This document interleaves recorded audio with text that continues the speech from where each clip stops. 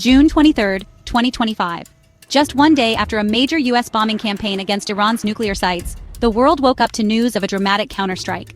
Iran had launched Operation Glad Tidings of Victory, a barrage of ballistic missiles aimed squarely at U.S. forces stationed at the Al Udeid air base, right in the heart of Qatar. Now let's break down what happened, because this wasn't your average tit-for-tat. The previous day, U.S. stealth bombers and submarines unleashed a storm of bunker-buster bombs and Tomahawk missiles on Iran's most sensitive nuclear facilities, Fordow, Natanz, and Isfahan. It was the first time some of these massive bombs were ever used in combat. Iran's response was swift and symbolic. Their Revolutionary Guards made it clear, for every bomb dropped on their soil, a missile would be fired back. Reports said at least 10 missiles streaked towards Qatar, and for the first time, Iran used their multi-warhead K-bar ballistic missile in combat. Explosions echoed across Doha. Iran claimed 6 missiles struck the U.S. airbase. But here's where it gets interesting. Qatari and U.S. officials both said their air defenses intercepted all of them. No casualties, no damage.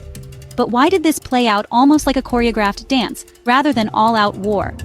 Turns out, Iran actually gave Qatar a heads-up before the strikes.